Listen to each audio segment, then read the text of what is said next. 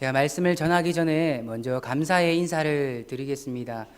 제가 오늘 이곳에 저번 주에 이제 부임하게 되었고요. 저를 이곳에 부임하도록 올 수 있도록 해주신 우리 담임 목사님을 비롯한 우리 당회원들과 또 우리 성도님들께 먼저 감사를 드리겠습니다. 하나님 함께 하나님의 말씀을 전하겠습니다. 우리 사랑하는 성도 여러분, 혹시 놀이동산에 가보신 적이 있습니까? 손자, 손녀들의 손에 이끌려서 가셨을 수도 있고, 아니면 이 자녀들의 넘치는 에너지를 조금이라도 해소하기 위하여서 우리 부모님들이 그 놀이동산에 갔을 수도 있습니다. 우리는 여러 모양으로 놀이동산에 한 번은 가보셨을 거라 생각됩니다.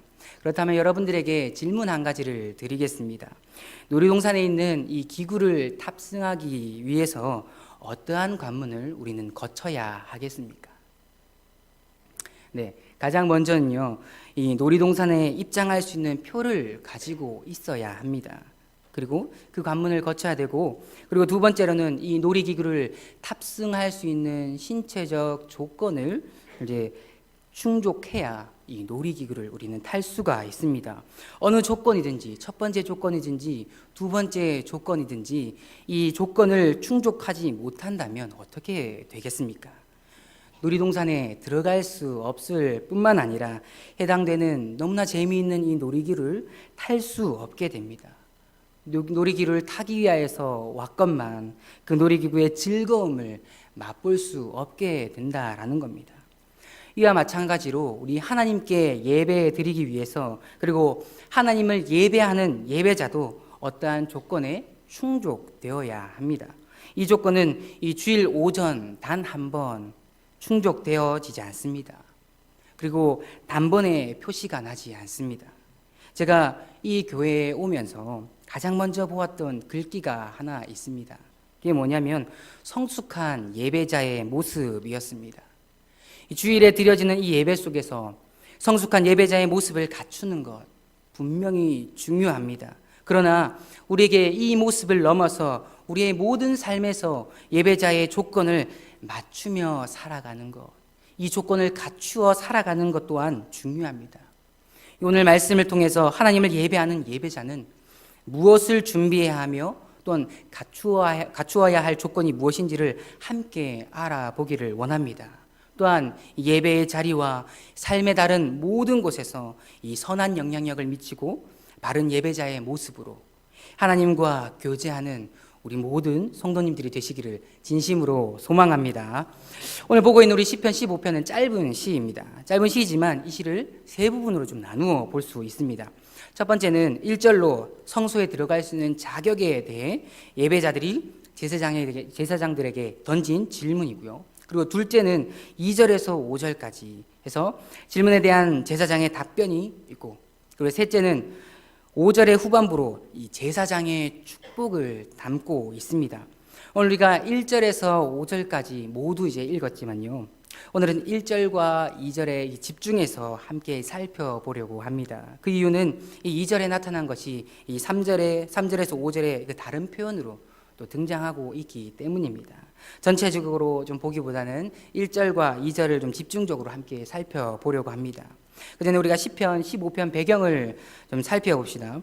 오늘 시편은 이 다윗이 오베데돔의 집에서 이 법궤를 시온으로 옮겨온 후에 쓰여진 것입니다. 1절 전반부에 나타나는 이 주의 장막이라는 이 말을 통해서 아직 성전이 건축되지 않은 시기라는 것을 짐작해서 볼 수 있습니다. 그리고 1절 후반부에 있는 주의 성산이라는 말은 시온, 다시 말해서 예루살렘 이 다윗 성을 이제 가리키는데, 언약궤가 이 장막 안에 모셔 있다라는 것을 의미하고 있습니다. 그렇다면 이 주의 장막 그리고 주의 성산에 거한다라는 의미가 무엇이겠습니까? 그것은 바로 하나님과의 이 교제의 즐거움, 다시 말해서 하나님의 임재를 체험하는 것입니다. 현대적으로 본다면 이 주일에 드려지는 예배도 함께 포함하여서 우리가 살아가는 모든 것에서 하나님을 예배하며 그것에서 하나님의 임재를 경험하고 그분께 영광을 올려드리는 것을 의미합니다. 시편 15편의 시인은 1절에서 누구 오며 주의 장막에 머무를 자 누구 오며 또 주의 성산에 사는 자 누구 오니까 라고 이야기하면서 누구 오며 또는 누구 오니까 라고 두 번이나 반복적으로 물어보고 있습니다. 왜냐하면 주의 장막과 주의 성산은 거룩한 곳이며 아무나 거할 수 없는 곳이기 때문입니다. 그곳에 머무르고 살 수 있는 사람, 즉 예배자는 어떠한 조건에 충족된 사람이어야 한다라는 겁니다. 그렇다면 도대체 예배자는 어떠한 조건이 필요할까요?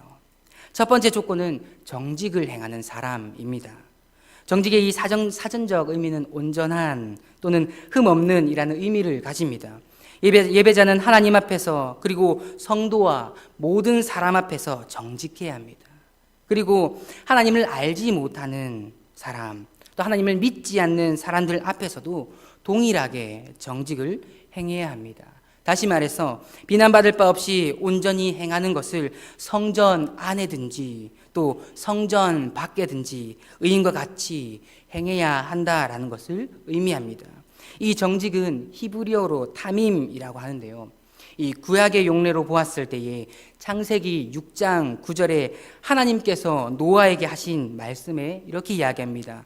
이것이 노아의 족본이라 노아는 의인이요 당대의 완전한 자라. 그는 하나님과 동행하였으며 라고 하는데 여기에 완전한 자라는 이 단어가 바로 히브리어 타밈이라는 단어를 사용했습니다. 그리고 창세기 17장 1절에 하나님께서 아브라함에게 나는 전능한 하나님이라 너는 내 앞에서 행하여 완전하라 라고 했을 때에 마지막에 이 완전하라 라는 이 단어도 이 히브리어 타밈을 사용하였습니다.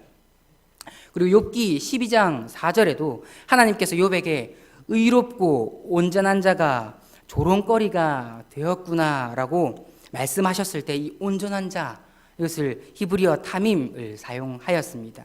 여기서 이 정직하게 행하며라는 이 당대의 노아에게 아브라함에게 그리고 욥에게 하신 말씀과 동일합니다. 노아, 아브라함, 욥이 어떻게 온전하였습니까? 하나님께서 보실 때 하나님 앞에서만 정직했습니까? 그들은 자신의 전 삶에서 정직하고 온전하게 행한 사람들입니다. 하나님을 믿고 하나님을 아는 하나님의 백성인 우리에게도 마찬가지입니다. 남들이 나에게 너무 정직하게 살면 너만 힘들어지고 피곤해진다 라고 이야기합니다. 때로는 어긋난 방법, 비합법적인 방법 이런 일들을 몰래 하라고 이야기합니다. 조금만 덜 정직해지면 너에게 주어지는 혜택이 너무나 많다라고 우리를 수없이 유혹합니다. 하지만 하나님의 자녀라면 또 하나님의 백성이라면 무엇보다 우리 거룩하신 하나님을 예배하는 예배자라고 한다면 그 유혹을 뿌리치고 정직한 삶을 살아가도록 부단히 노력해야 한다라는 것입니다. 우리가 금요기도회 때 이 프란시스 켈시라는 사람의 영상을 함께 보았습니다. 그 내용을 간략하게 좀 이야기하면요, 이 독일의 유명한 제약회사가 당시 그 임산부의 입덧을 진정해주는 그리고 수면 효과를 주는 신약을 개발했습니다. 그리고 이게 입소문이 나면서 유럽 전역에 엄청난 인기를 끌었습니다. 유럽을 넘어서 이제 미국의 그 진출을 꿈꾸고 식품의약국의 승인을 받기 위해서 기다리고 있었는데 그때 이 약의 승인을 담당했던 사람이 바로 앞에 이야기했던 프란시스 켈시라는 사람입니다. 켈시는 동물에게는 아무런 효과가 없는데 사람에게만 수면 효과가 나타나니 이 약에 대한 승인을 계속해서 미루게 되었습니다. 그리고 제약회사에게 부작용에 대한 연구 보고를 더욱더 추가할 것을 요청했던 것이지요. 마음이 급한 제약회사는 지속적으로 로비를 하게 되고 고위 관료를 통해서 이 켈시를 압박하게 되는 것입니다. 오랜 시간 여러 가지 어려움과 압박이 있었음에도 불구하고 그녀는 자신의 소신과 이 정직함을 지속적으로 드러내었습니다. 로비를 거절하고 계속해서 이 승인을 미루었습니다. 그러다 이 나중에 보니 유럽 각국에 이 약을 먹은 임산부들이 기형아를 출산하는 안타까운 일들이 발생했습니다. 미국은 다행히 이 그녀의 소신과 이 정직함을 통해 큰 인명피해를 막을 수 있게 된 것이지요. 우리 사랑하는 성도 여러분, 아무도 보이는 이가 없을 때 여러분은 또 우리는 어떤 사람입니까? 정직을 행하는 사람입니까? 아니면 자기 합리화를 통해 정직과 먼 행동을 하는 사람입니까? 우리가 분명히 알아야 할 것이 있습니다. 사람의 눈은 피했지만 우리 주 하나님, 우리 주 예수 그리스도의 그 하나님의 눈은 피할 수 없다라는 것입니다. 하나님은 우리의 일거수일투족을 보고 계십니다. 그렇기에 우리는 특별히 하나님의 백성이며 하나님께 예배드리는 예배자는 더욱이 정직을 행하는 사람이 되어야 합니다. 즉 정직함을 가진 예배자가 되어야 합니다. 언제 어디서든지 어떠한 일들이 있든지 간에 우리가 정직함을 나타내는 예배자가 되어야 한다라는 겁니다. 이것이 바로 예배자의 첫 번째 조건입니다. 여기 있는 우리 모든 성도님들이 언제 어디서나 정직을 행하는 예배자가 되시기를 진심으로 소망합니다. 두 번째 조건은 공의를 행하는 사람입니다. 이 공의를 행한다라는 것은요, 두 가지 측면으로 볼 수가 있습니다. 먼저는 하나님과 올바른 관계를 가지는 것입니다. 하나님과 우리의 관계에 있어서 이 죄라는 장애물이 생긴다면 우리는 하나님과 올바른 관계를 맺을 수가 없습니다. 죄의 장벽이 하나님과 우리를 가로막기 때문입니다.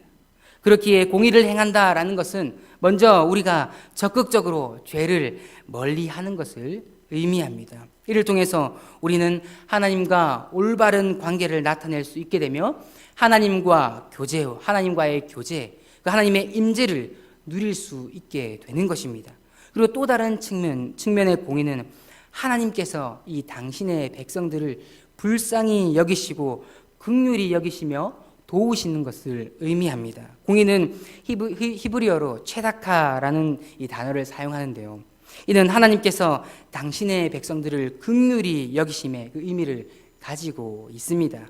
다시 말하면 하나님의 백성들이 자기에게 속한 이웃에게 선을 행하고 어느 누구도 상처나 아픔을 당하지 않게 하는 것을 의미합니다. 그렇기에 공의를 행하는 자는 가장 먼저 하나님과의 관계에 있어서 거리끼는 것이 없는지를 확인하며 죄를 멀리하는 자이며 하나님께서 자신의 백성들에게 베풀어 주신 긍휼을 자신이 속한 이웃과 모든 영역의 사람들에게 나타내는 것을 말합니다.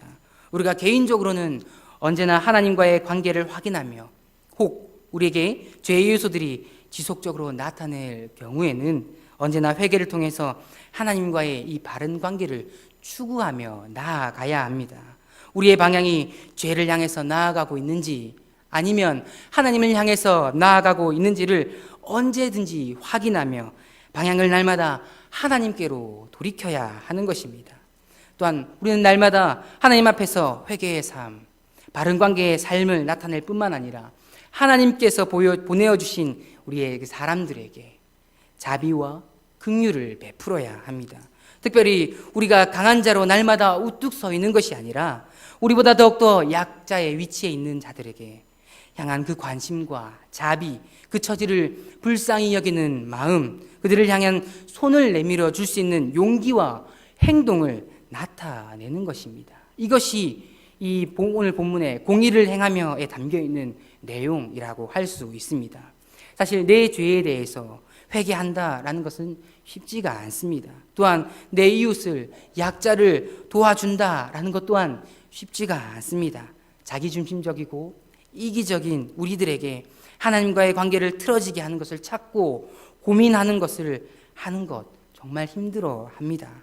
내 손해를 감수하면서 남을 돕는 것 좋아라 하지 않습니다. 이것이 우리가 살아가는 현실입니다. 여러분, 하지만 우리가 기억해야 될 것이 하나 있습니다. 우리는 무엇보다 하나님의 은혜와 자비, 그분의 긍휼하심을 통해 구원을 받은 자들입니다. 또한 그분의 자녀이며 그분의 백성입니다. 지금도 하나님께서 우리를 붙들어 주고 있습니다. 그렇기에 하나님과의 바른 관계를 세우며 그분을 향한 방향을 유지하는 것이 예배자에게 무엇보다 중요합니다. 또한 이 관계 속에서 약자와 소외된 자들에게 향한 그 긍휼한 마음, 즉 하나님의 마음을 가지며 하나님께서 먼저 우리에게 베풀어 주신 그 공의를 내가 속해 있는 모든 곳에서 행해야 하는 것이 바로 예배자의 조건입니다. 이 조건에 부합하는 삶을 살아가는 우리 모든 성도님들이 되므로 하나님과의 이 온전한 교제가 날마다 넘치는 우리 모든 성도님들이 되시기를 진심으로 소망합니다. 마지막은 마음의 진실을 말하는 사람입니다. 이 세번역 성경은요, 마음으로부터 진실을 말하는 것이라고 말합니다.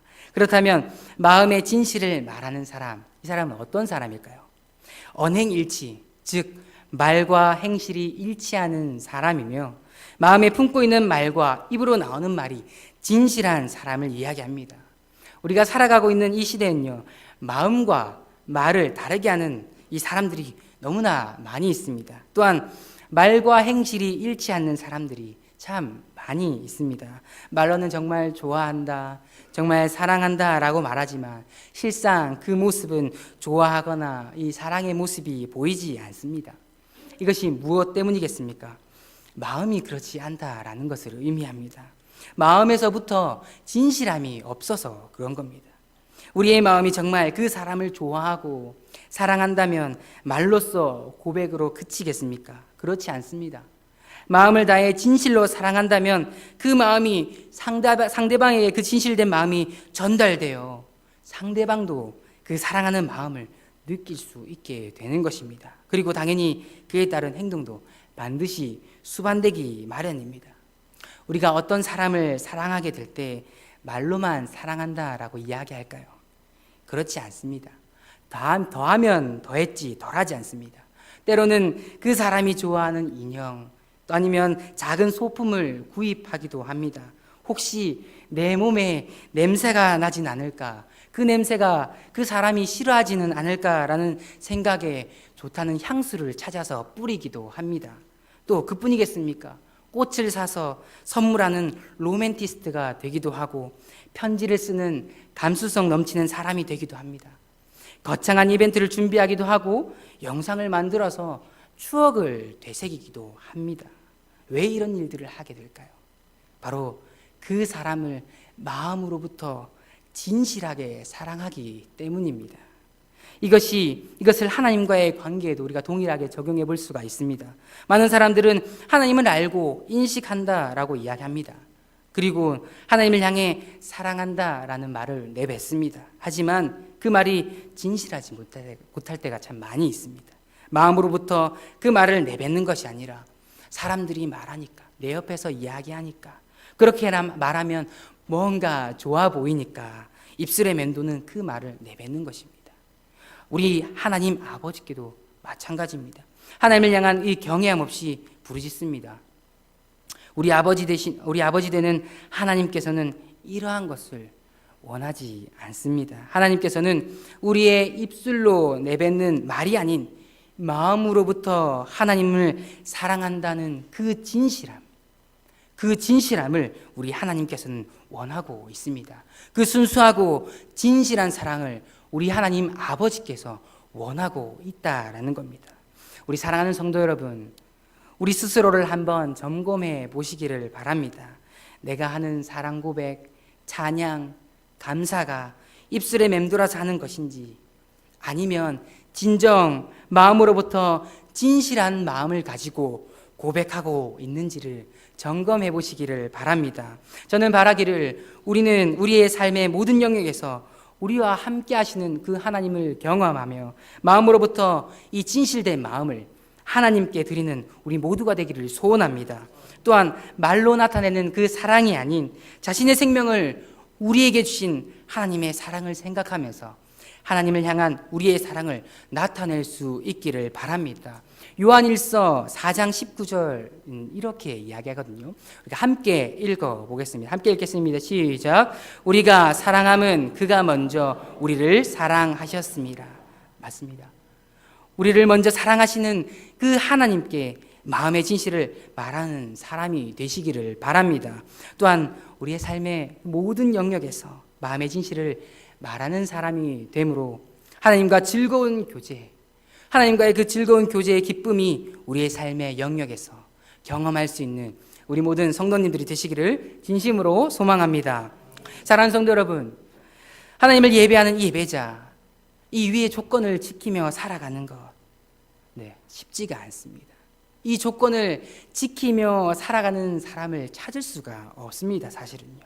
매 순간 정직하게 행하고 공의를 실천하고 말과 행동이 같은 사람은 사실 이 세상에 존재하지는 않습니다. 그렇다면 우리는 예배자의 삶을 살아갈 수 없다라는 것을 이야기할까요? 그렇지 않습니다. 예배자의 이 조건에 맞추어 이 충족된 사람이 딱 한 분 있습니다. 그분은 바로 저와 여러분들을 구원하여 주신 우리 주 예수 그리스도입니다. 예수님의 그 사역의 모습, 또 여러 가지의 모습에서 항상 정직하게 행하는 것, 또 그분은 인간의 모습으로 이 땅에 내려오셨지만 죄가 없으셨고 죄를 미워하시는 분이셨습니다. 또한 사람들을 긍휼히 여기심으로 약자들을 보호하시고 지키시는 분이십니다. 그리고 예수께서는 말씀하신 것에 대해서 어김없으셨고 거짓이 없으셨으며 언제나 진실된 마음으로 이 사람을 대하시는 것을 우리는 성경을 통해서 보지 않았습니까? 이처럼 우리 주 예수 그리스도께서 먼저 위와 같은 일들을 행하셨고 실천하셨으며 말씀하셨습니다. 그렇다면 이제 우리는 어떻게 해야겠습니까? 분명 예배자의 조건에 매 순간 항상 부합하며 살 수가 없습니다. 하지만 우리는 이렇게 할 수 있도록 지속적으로 준비해야 하며 매 순간 최선을 다해야 할 것입니다. 여기에 대한 이유가 2절에 나타납니다. 시편 15편 2절입니다. 정직하게 행하며 공의를 실천하며 그의 마음에 진실을 말하며. 오늘 함께 보니 15편 2절에는 3개의 동사가 써져 있습니다. 행동하며, 실천하며, 말하며. 이 3가지는 우리말로 번역했을 때에 행하며, 실천하며, 말하며라고 이 단순하게 표현되어 있지만 이걸 조금 문법적으로 보았을 때에 이 계속되는 또 지속적인 행동을 가리키고 있습니다.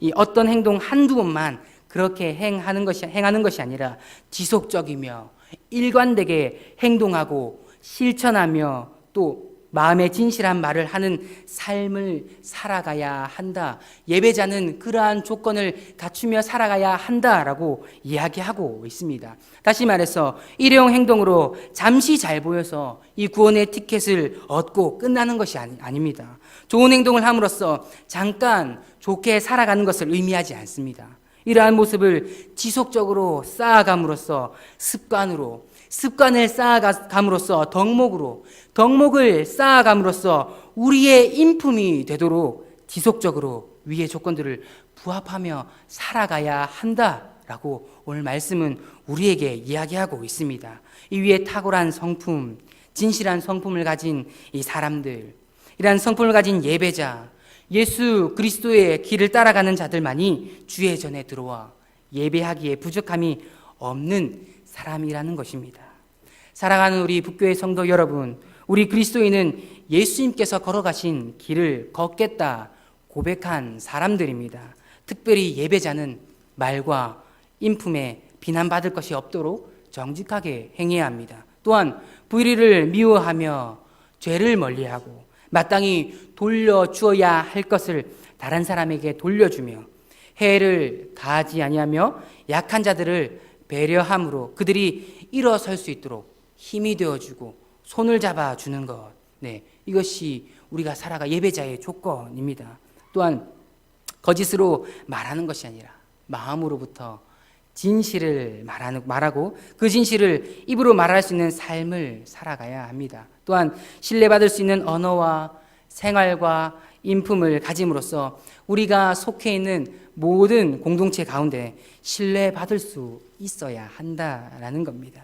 이 예배자의 조건을 통해서 예배의 자리와 또 우리가 살아가는 모든 삶의 영역 속에서 바른 이 예배자의 조건, 바른 삶을 또 이 모습을 드러낼 수 있는 우리 모든 성도님들이 되시기를 진심으로 소망합니다. 그래서 마지막 15편 5절에서 이야기하는 것과 같이 영원히 흔들리지 아니하는 하나님의 복과 임재를 누리기를 바라며 하나님과 교제함으로 여기는 모든 성도님들이 이 로마서 12장 1절의 말씀처럼 하나님께서 기뻐 받으시는 예배를 드리는 우리 모든 예배자가 되시기를 진심으로 소망합니다.